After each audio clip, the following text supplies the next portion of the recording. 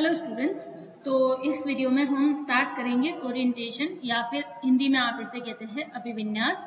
Okay, तो कोई benzene ring है वो डाई सब्स्टिट्यूटेड हो सकती है या पॉली सब्स्टिट्यूटेड बेंजीन रिंग हो सकती है। उस बेंजीन रिंग में जो प्रतिस्थापी है या फिर जो सब्स्टिट्यूएंट्स है, ठीक है, उन सब्स्टिट्यूएंट्स की रिलेटिव पोजीशंस क्या होगी वही क्या कहलाता है, अभिविन्यास कहलाता है। और इस वीडियो में हम इन सब्स्टिट्यूटेड बेंजीन रिंग में जो सब्स्टिट्यूएंट्स है उनकी रिलेटिव पोजीशन या फिर ओरिएंटेशन पता करने की कोशिश करेंगे। ठीक है, इसके लिए यहाँ पे जो फर्स्ट विधि हम पढ़ रहे हैं वो है कॉर्नर की निरपेक्ष विधि या फिर कॉर्नर्स एब्सोल्यूट मेथड। इसमें क्या होता है कि आप किसी कोई ऑर्थो रिएक्टेंट लेते हैं, ऑर्थो सब्स्टिट्यूटेड बेंजीन रिंग लेते हैं या फिर मेटा लेते हैं या फिर पैरा लेते हैं। तो इनिशियली क्या होता है, हमें एक्चुअल में पता नहीं होता कि उसमें जो दोनों सब्स्टिट्यूएंट्स है वो एक दूसरे की ऑर्थो पोजीशन पे है, मेटा है कि पैरा है। पर हमें ये पता होता है कि अगर ऑर्थो होगा तो दो तरह के प्रोडक्ट बनाएगा, मेटा होगा तो तीन तरह के प्रोडक्ट बनाएगा, तीन तरह के ट्राई सब्स्टिट्यूटेड प्रोडक्ट बनाएगा, और पैरा होगा तो मोनो सब्स्टिट्यूटेड प्रोडक्ट बनाएगा। तो यहाँ पे मान लो कि ये तीन बीकर थे, ठीक है। अब इन तीन बीकर में आपने एक में लिया है ऑर्थो जो कि आपको अभी पता नहीं है, ठीक है, इसमें लिया है मेटा और इसमें लिया है पैरा प्रोडक्ट। इनिशियली आपको पता नहीं है कि कौन से ए बी और सी में से किसमें जो है मेटा है रिएक्टेंट, किसमें पैरा है, किसमें ऑर्थो रिएक्टेंट है। बट फिर आप क्या करेंगे, कुछ रिएक्शंस करवा के पता करेंगे। जैसे कि फॉर एग्जांपल यहाँ पे हमने एक रिएक्शन कराई है, ट्राई सब्स्टिट्यूटेड प्रोडक्ट का फॉर्मेशन करेंगे हम। यहाँ पे हमने यहाँ पे जो है डाई सब्स्टिट्यूटेड बेंजीन रिंग ली है, ये वाली। अब हमें पता है डाई सब्स्टिट्यूटेड ली तो है, अब ये पैरा है कि ऑर्थो है कि मेटा है कि क्या है, ठीक है।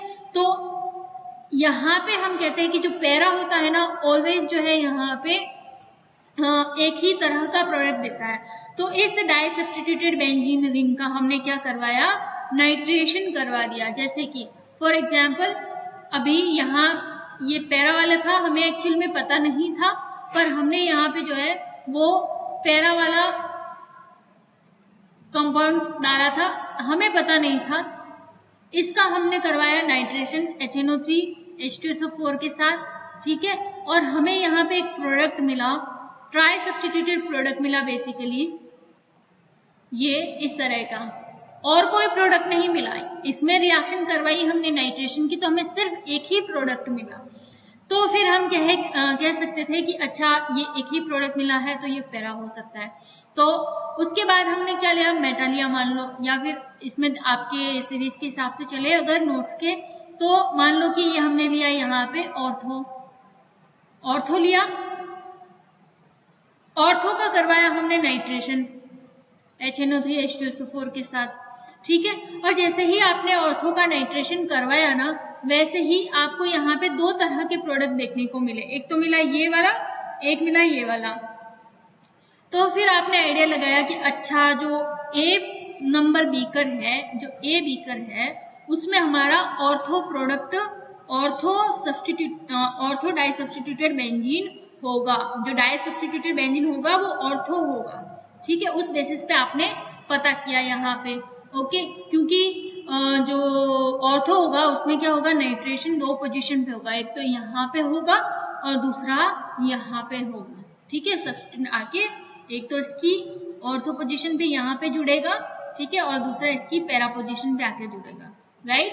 अब जो है आपने तीसरा बीकर लिया, तीसरा बीकर में क्या था आपका, मान लो कि बी नंबर बीकर में मेटा प्रोडक्ट था, मेटा रिएक्टेंट था यहाँ पे, ठीक है। ये Br जो है एक दूसरे के मेटा पोजीशन पे जुड़े हुए थे, इसका भी आपने नाइट्रेशन करवाया। तो बेसिकली नाइट्रेशन करवाने से आपको यहाँ पर इसके नाइट्रेशन से आपको तीन तरह के प्रोडक्ट मिले।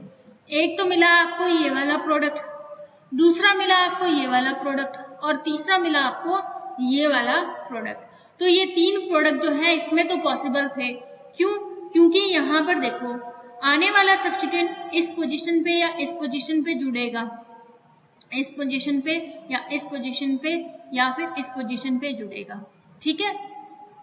ये समझ में आ गया ये वाला पॉइंट, राइट। तो यहाँ पे हम देखते हैं, क्योंकि यहाँ पे क्या होगा, देखो जब यहाँ पे आके जुड़ेगा तो इसके लिए ये मेटा हो गया, ये पैरा हो गया।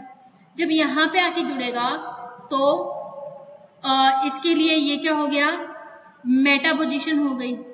इसके लिए ये क्या हो गई, मेटा पोजीशन हो गई, और इसके लिए भी ये क्या हो गई, मेटा पोजीशन हो गई, ठीक है। और तीसरा प्रोडक्ट यहाँ पे क्या मिला कि इनके बीच में आके जुड़ गया ये, इसके लिए भी ऑर्थो हो गई, इसके लिए भी ऑर्थो हो गई। क्लियर ये, ठीक है।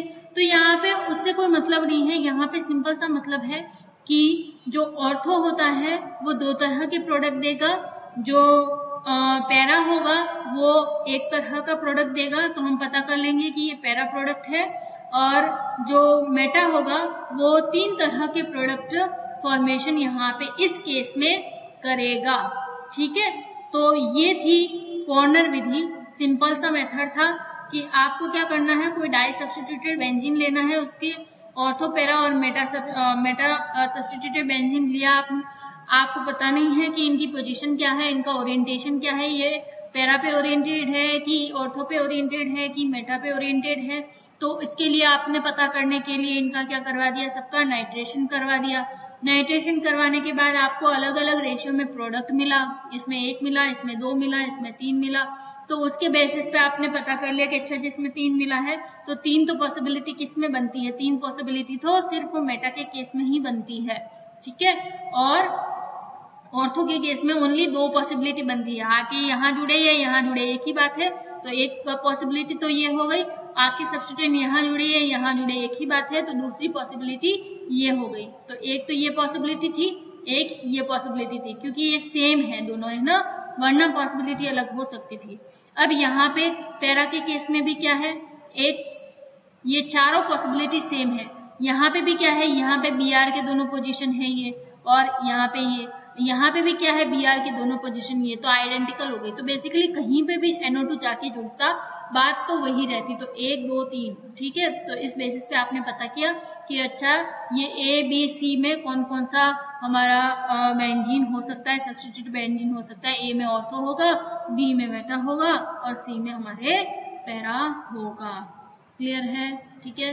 तो इस तरीके से जो कॉर्नर विधि है उससे आप डाई सब्स्टिट्यूटेड बेंजीन का सब्स्टिट्यूशन करवा के ट्राई सब्स्टिट्यूटेड प्रोडक्ट मिलता है, और उस बेसिस पे पता कर सकते हैं कि डाई सब्स्टिट्यूटेड बेंजीन में जो सब्स्टिट्यूएंट्स हैं उनका ओरिएंटेशन क्या होगा, ठीक है। ओके, तो इसी प्रकार नेक्स्ट जो हम देखते हैं ट्राई सब्स्टिट्यूटेड बेंजीन में orientation, right.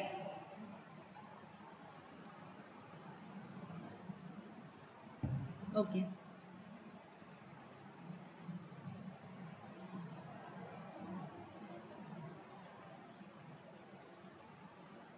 Try substituted benzene कोई चौथा सब्स्टिट्यूएंट इंट्रोड्यूस करवा करके इन ट्राई सब्स्टिट्यूटेड बेंजीन रिंग में इन तीनों सब्स्टिट्यूएंट्स का ओरिएंटेशन पता किया जा सकता है। ये क्या है, हमारा सिमेट्रिक ट्राई ब्रोमोबेंजीन है।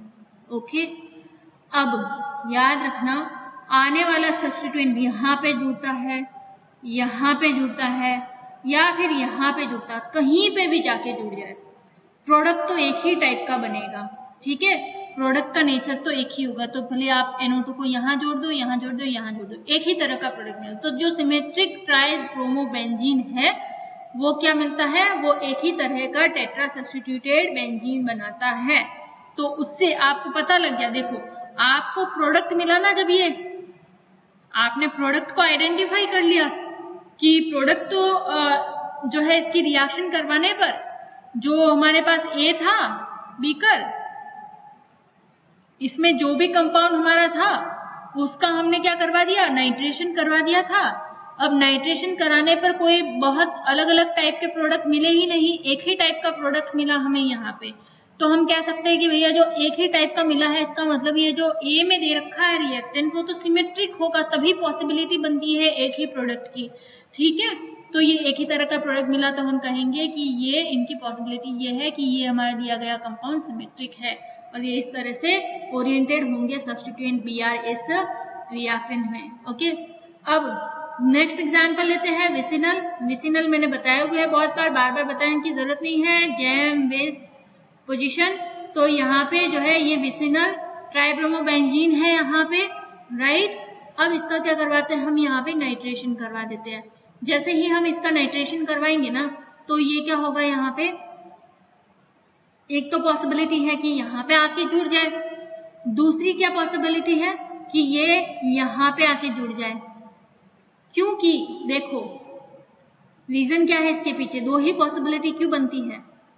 रीजन इसका सिंपल है, यहाँ पे आके जुड़ेगा या फिर यहाँ पे आके जुड़ेगा, जो प्रोडक्ट बनेगा वो तो सेम बनेगा, क्योंकि इसके पास भी क्या है Br और उसके बाद Br और Br।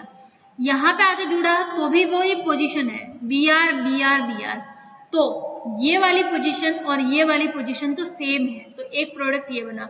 फिर बचता क्या है, ये वाली पोजीशन, तो यहाँ पे आके जुड़ गया। तो यहाँ पे हम कहेंगे जो विसिनल ट्राइब्रोमोबेंजीन होती है ना, उसमें दो ही पॉसिबिलिटी होती है।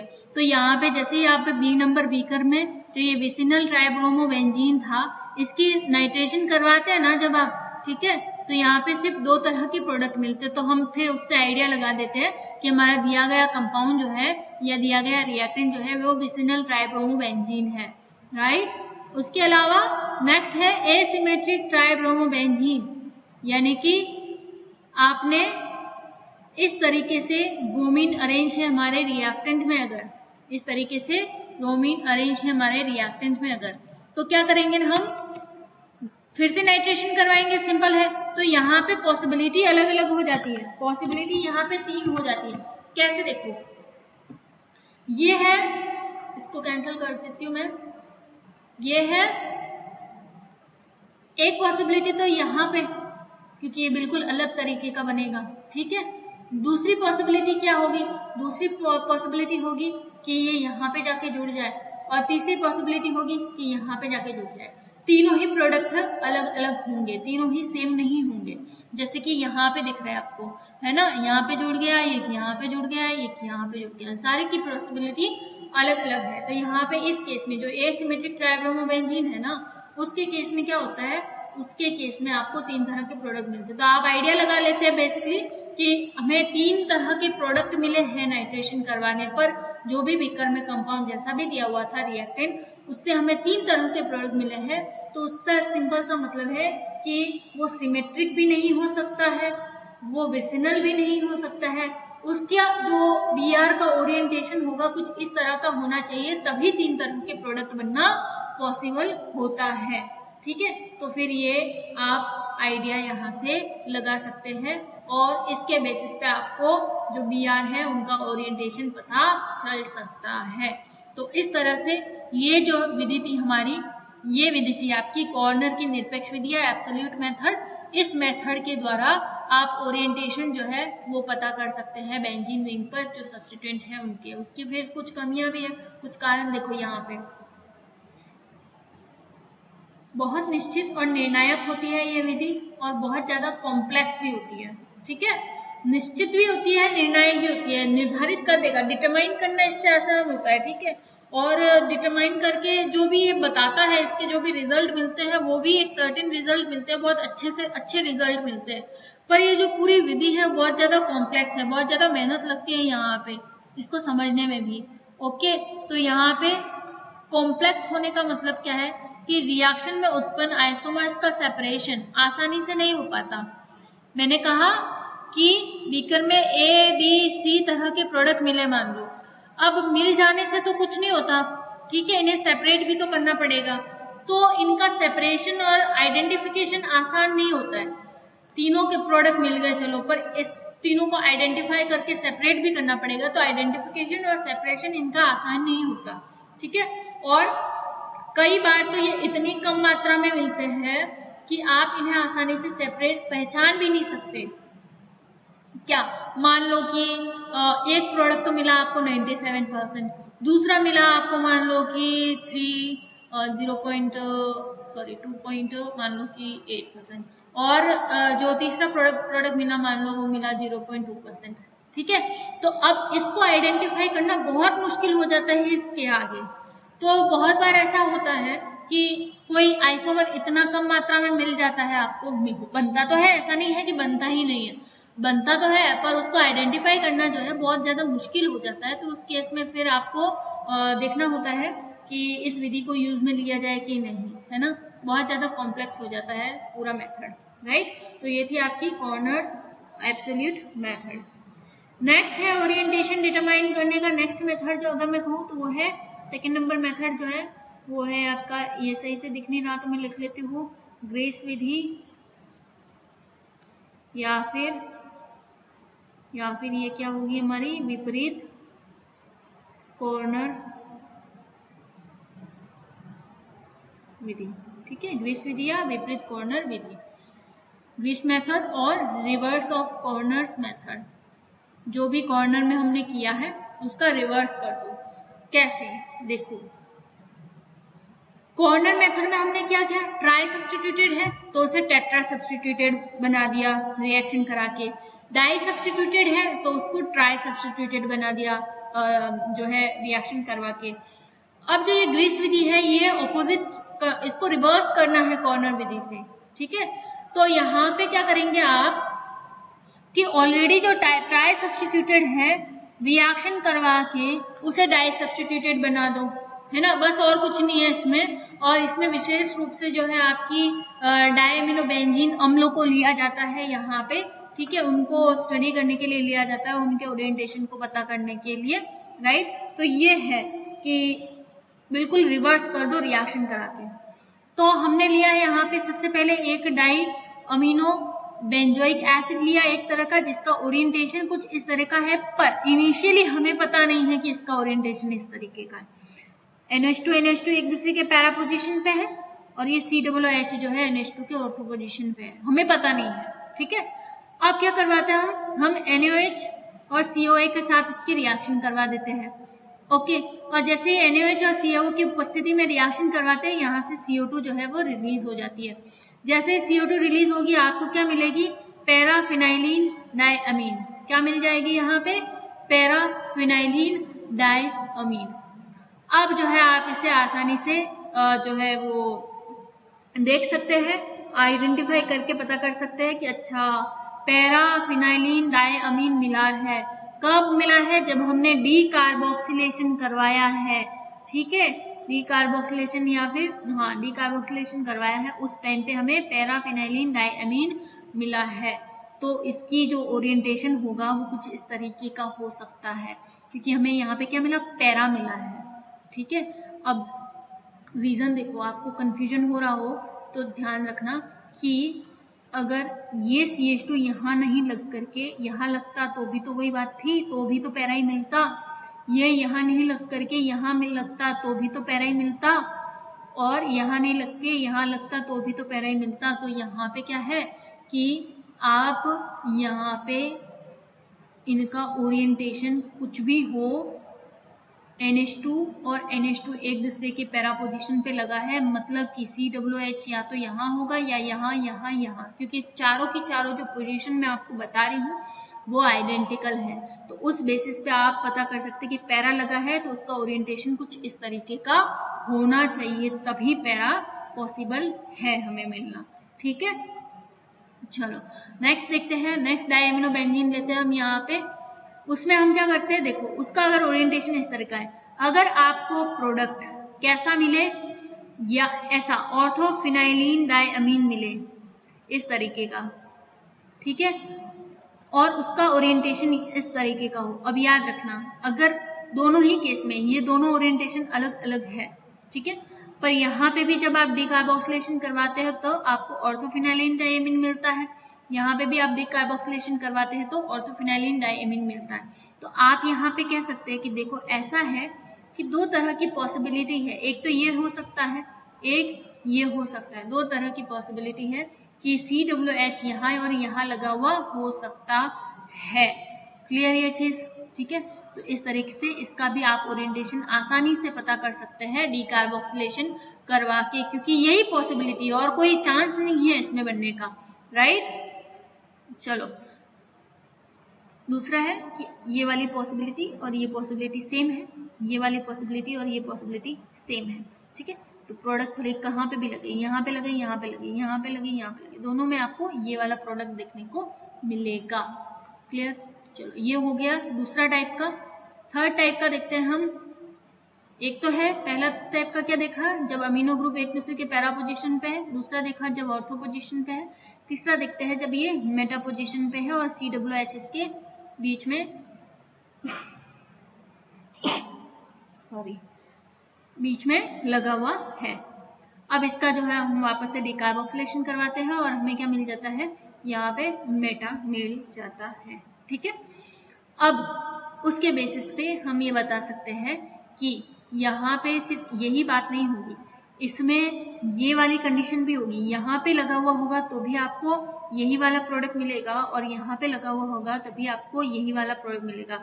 तो उसके बेसिस पे आप पता कर सकते हैं, जितने मोल्स मिलते हैं ना आपको, जितने मोल मिलेंगे उस बेसिस पे आप पता कर लें कि यहाँ पे एक तो है COOH यहाँ लगा हुआ होगा तब भी आपको यही मिला, COOH यहाँ लगा हुआ होगा तब भी आपको यही मिला, और COOH अगर यहाँ लगा हुआ होगा तब भी आपको यही मिलता है। ठीक है, डिकार्बोक्सिलेशन करवाने पर। राइट, तो यहाँ पे देखते हैं कि 3 डाई अमीनो आपने लिए अलग अलग, 3 डाई अमीनो एसिड लिए अलग अलग, और उससे अगर आपको एक ही di amino derivative 3 di amino benzene acid लिए और इससे एक ही मिलता है तो आप कह सकते हैं कि उनका ओरिएंटेशन कुछ इस तरीके का हुआ, तीनों को मिला के एक ही तरह का मिला। फिर 2 डाई अमीनो बेंजीन लिए 2 तरह के और उससे सिर्फ आपको एक प्रोडक्ट मिलता है तो आप कह सकते हैं कि इन दोनों का ओरिएंटेशन इस तरह का होगा तभी एक ही तरह का पॉसिबल है। और उसके बाद जो एक डायमिनो बेंजोइक एसिड लेने पर भी आपको एक ही मिलता है तो उसकी पॉसिबिलिटी सिर्फ यही है कि वो एक दूसरे के पैरा पोजीशन पे होंगे तभी ये पॉसिबल हो पाएगा एक ही तरह का प्रोडक्ट मिलना। क्लियर है इतना? ठीक है, तो ये है आपकी ग्रीस विधि जो कि बिल्कुल ही रिवर्स है आपके कॉर्नर्स मेथड से। ओके, चलो तो यहाँ पे इतना आपको क्लियर हो गया। राइट, नेक्स्ट वीडियो में हम पढ़ेंगे relative method. Okay, relative method क्या है वो डिस्कस करेंगे नेक्स्ट वीडियो में। यहाँ पे इतना ही। Okay, thank you.